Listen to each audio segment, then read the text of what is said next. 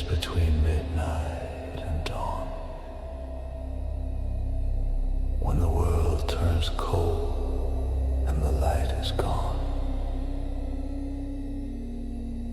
Something's watching from the tree-line edge. These are the stories they don't want you to know.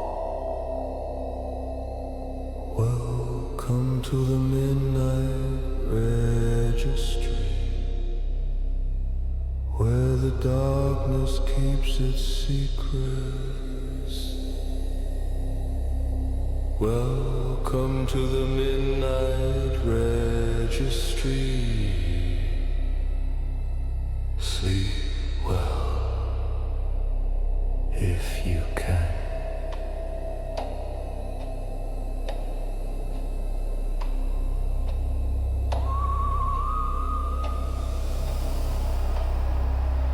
The registry is open. The registry is open. Sleep well.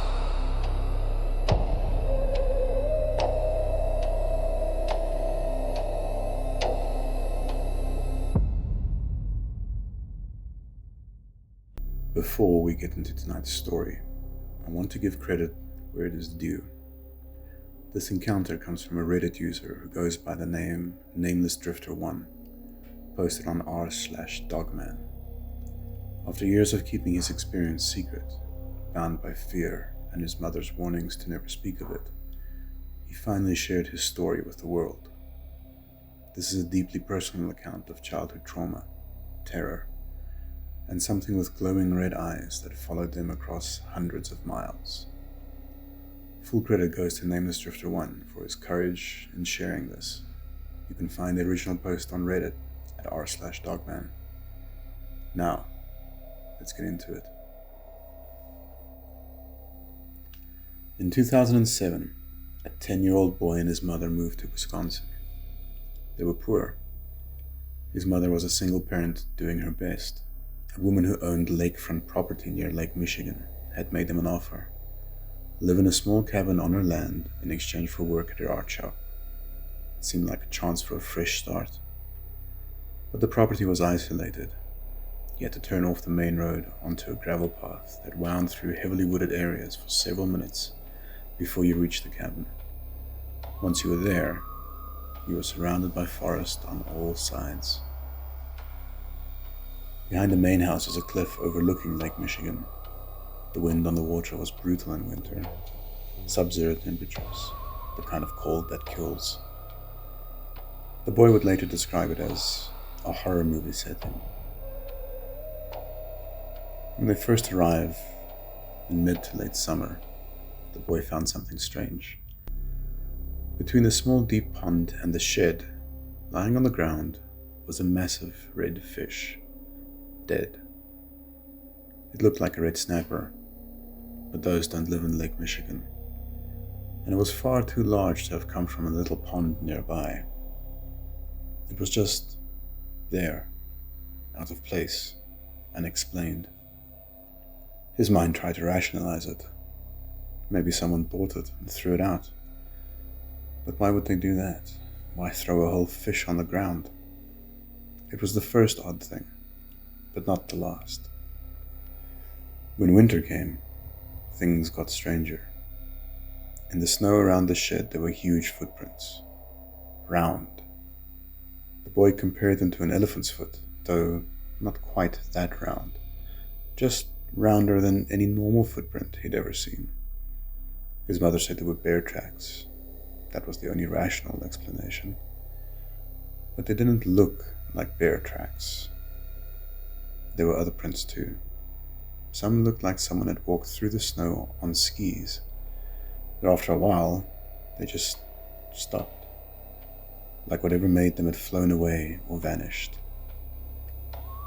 His mother heard something on the radio about a wallaby escaping from captivity, so they made up a little song about bears and wallabies playing in the woods, trying to laugh it off. They had no idea what was really out there. It was the middle of winter, late at night, sub-zero temperatures outside.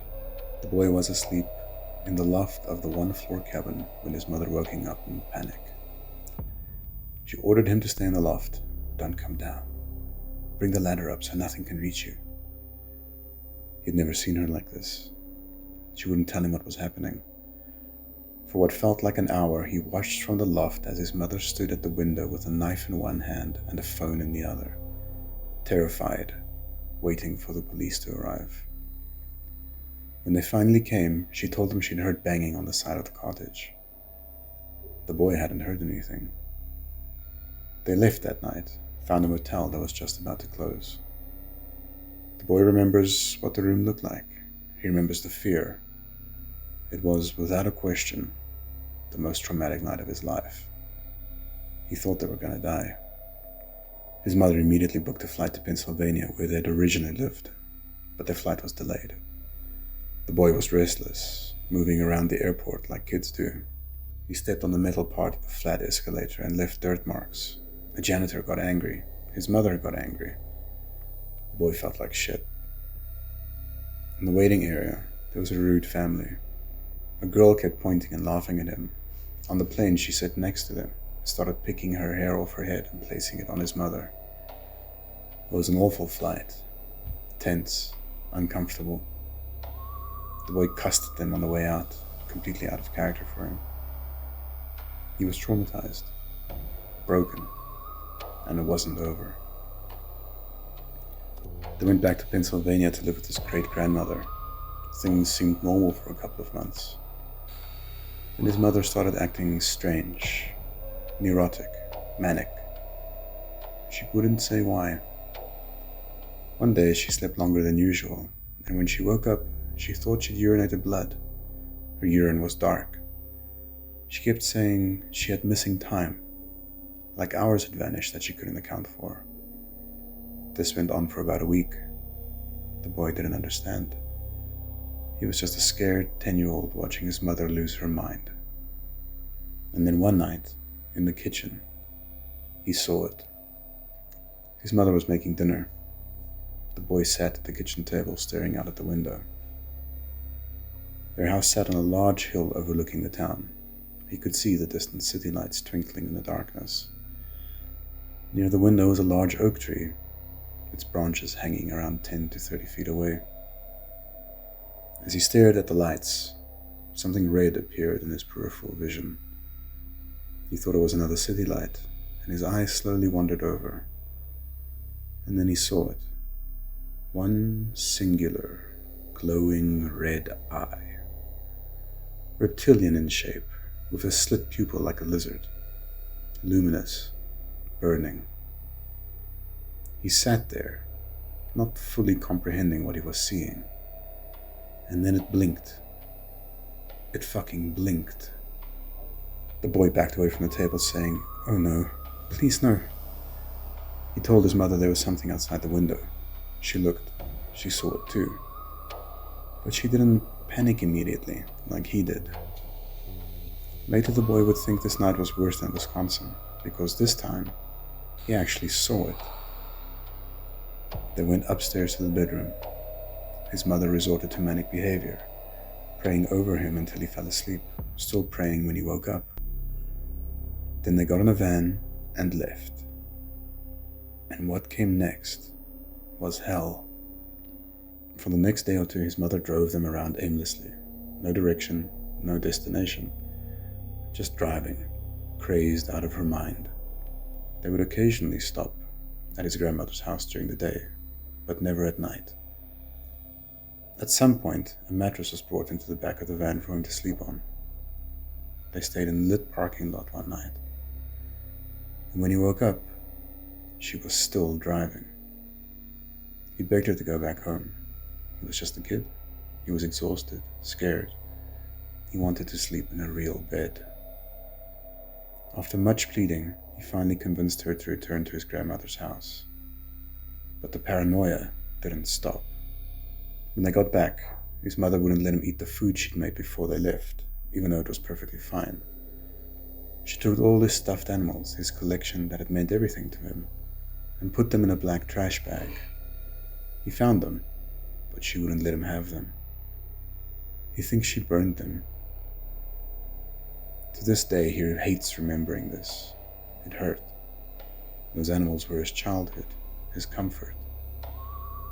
His mother put crosses everywhere, on the porch, on the oak tree, on the doors around the house, Jesus pictures on every wall. She was trying to protect them from something. But what? While she was burning things, the boy's grandmother gave his mother an old book. It looked like a Bible, but it wasn't like any Bible he'd seen. Hard leather covering with carvings. The text was in a language he didn't recognize, but it used the English alphabet.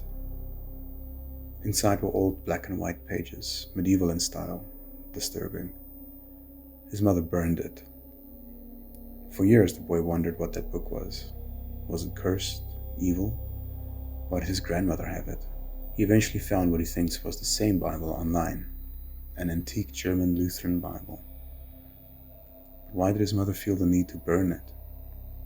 What was she so afraid of? For years, the boy's mother wouldn't talk about what happened that night in Wisconsin. Eventually, she opened up. She told him what she saw outside the cabin. 2 red lights, about 50 to 100 feet away in the heavily forested area behind their cottage. Not erratic, not moving wildly, just there, watching, keeping distance. She showed him how it moved, slowly getting closer to the cottage, but never close enough for her to fully make out any of its features, other than the glowing red lights.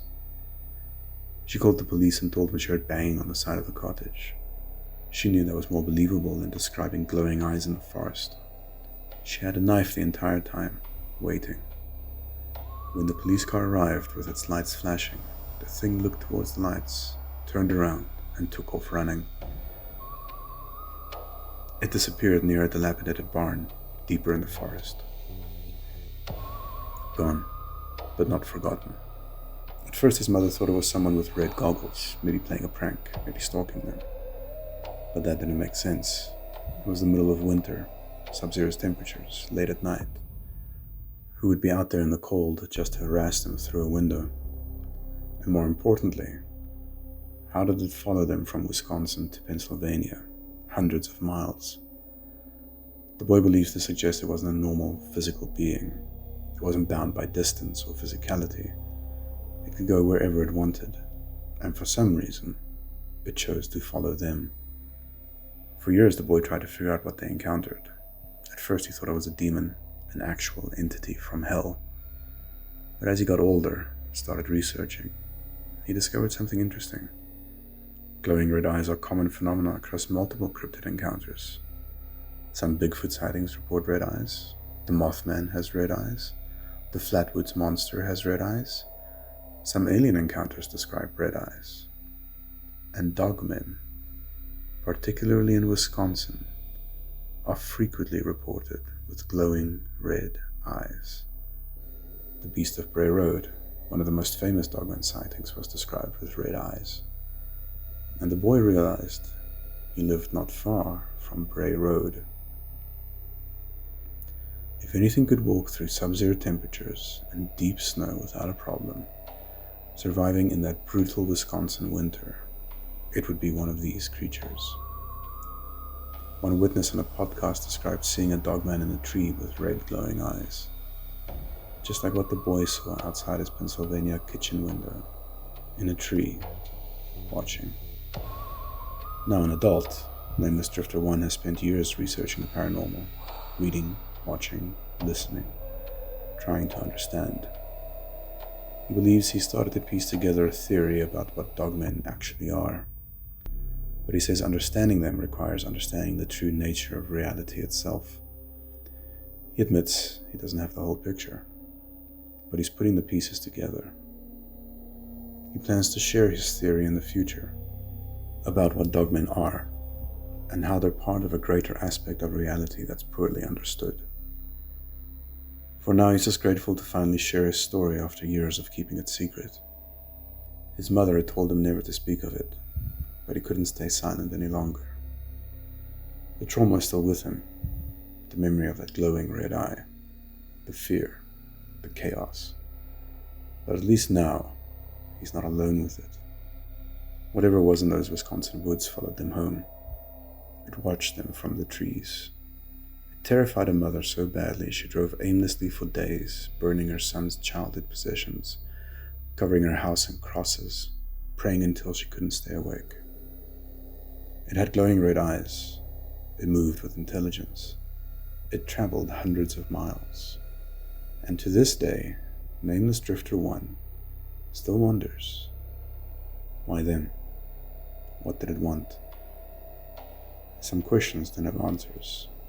Some things exist beyond our understanding. And some eyes, once they find you, never stop watching. Sleep well.